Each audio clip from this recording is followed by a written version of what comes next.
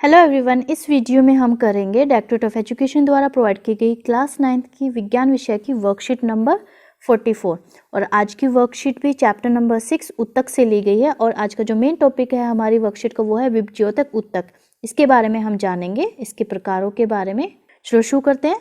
जिज्ञासा दीदी, हमारी कोशिकाएं शरीर में किस प्रकार कार्य करती है और क्या पादपों की कोशिकाएं भी हमारे शरीर की कोशिकाओं की तरह ही कार्य करती है? ज्ञान जिज्ञासा से पूछता है कि दीदी, जो कोशिकाएं हैं वो हमारे शरीर में कैसे काम करती हैं और क्या जो पेड़ पौधों में जो कोशिकाएं हैं क्या वो हमारे शरीर की कोशिकाओं की तरह ही कार्य करती हैं? फिर जिज्ञासा ज्ञान को बताती है कि ज्ञान, जैसा कि तुम पहले ही से ही जानते हो कि जंतु तथा पादप दोनों ही बहुकोशिक जीव हैं। जैसा कि तुम्हें पता है कि जंतु और पादप दोनों ही बहुकोशिकीय जीव हैं जो विभिन्न प्रकार की कोशिकाओं द्वारा बने हैं। जंतु और पादप अलग अलग प्रकार की विभिन्न प्रकार की कोशिकाओं से बने हुए हैं। इन जीवों में सभी कोशिकाएं सभी कार्य करने में सक्षम नहीं होती। इन जीवों में सारी कोशिकाएं एक जैसा कार्य करने में या सभी काम करने में सक्षम नहीं होती, वो सारे काम नहीं कर सकती। इसलिए इन जीवों में प्रत्येक कार्य कोशिकाओं के विभिन्न समूहों द्वारा किया जाता है। एक ही प्रकार की संरचना और कार्य करने वाली कोशिकाओं के समूह को उत्तक कहा जाता है। तो इन जीवों में इस चीज़ को सोल्व आउट करने के लिए, इस चीज़ को ठीक करने के लिए क्या हुआ कि प्रत्येक कार्य कोशिकाओं के विभिन्न समूहों द्वारा किया जाता है। और जब एक प्रकार की कोशिकाएं मिलकर जो एक जैसा काम करती है, जिनकी संरचना एक जैसी है, उन कोशिकाओं के समूह को क्या कहा जाता है? उत्तक कहा जाता है। और विभिन्न प्रकार के उत्तक मिलकर अंगों का निर्माण करते हैं और अलग अलग प्रकार के जो उत्तक है वो मिलकर अंग बनाते हैं। विभिन्न अंगों के उत्तकों की कोशिकाएं अलग अलग होती है।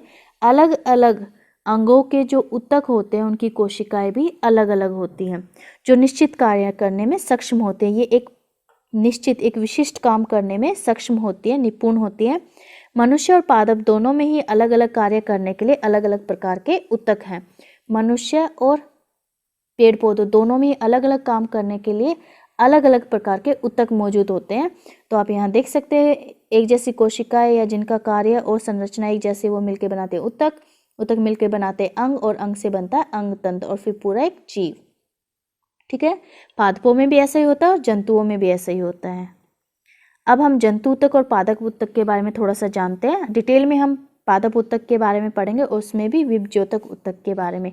तो जंतु उत्तक क्या होता है? जंतु उत्तकों का अधिकांश भाग जीवित होता है। इन्हें ऊर्जा की अधिक आवश्यकता होती है क्योंकि ज़्यादातर भाग जीवित उत्तक से बना है, इसलिए ये एक्टिव होते हैं और ऊर्जा की आवश्यकता भी अधिक होती है तथा इनकी कोशिकाओं की वृद्धि भी एक समान होती है, यूनिफॉर्म होती है इनमें वृद्धि।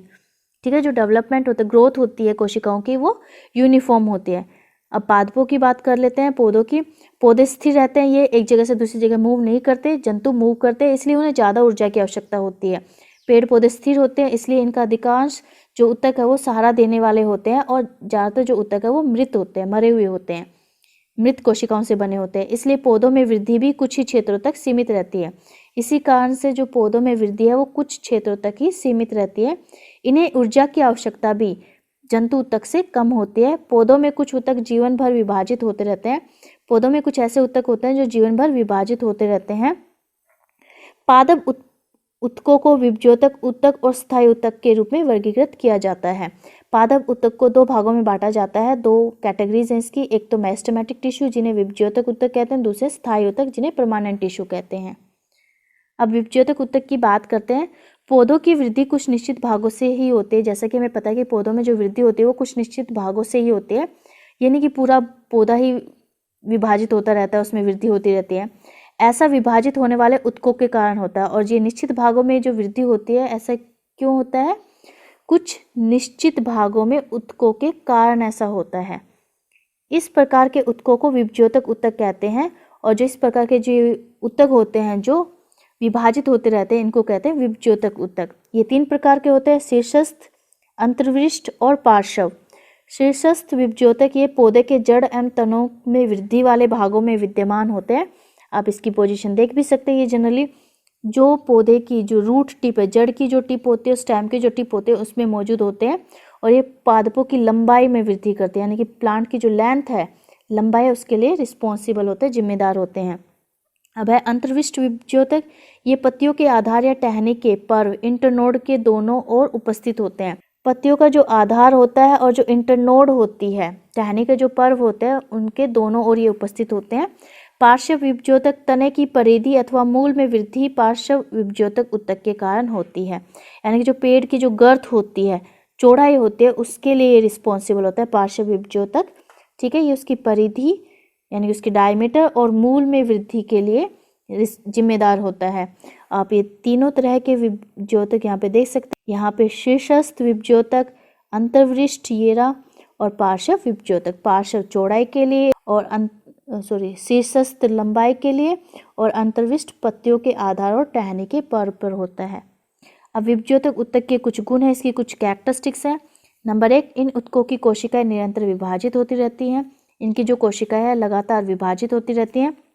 दूसरा, इनके पास बहुत अधिक कोशिका द्रव्य यानी कि साइटोप्लाज्म होता है। इनकी कोशिका भित्ति भी पतली होती है और स्पष्ट केंद्रक होता है और इनमें रसधानियाँ नहीं होती। जनरली पादप कोशिकाओं में हमने पढ़ा था कि रसधानियाँ होती हैं, बड़ी बड़ी होती हैं, परंतु इनमें नहीं होती। तो इसकी विशेषताएं हैं। अब क्वेश्चन है वर्कशीट का। पहला क्वेश्चन है ऊतक क्या है, इसकी परिभाषा बतानी है।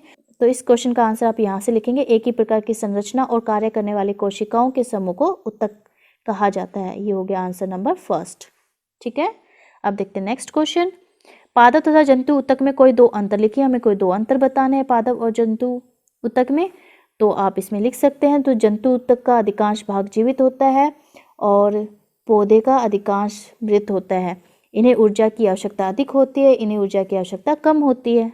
ठीक है, दो अंतर बताना है। एक अंतर ये हो सकता है कि जो जंतु ऊतक उसमें अधिकांश भाग जीवित होता है, पादप में अधिकांश भाग मृत होता है।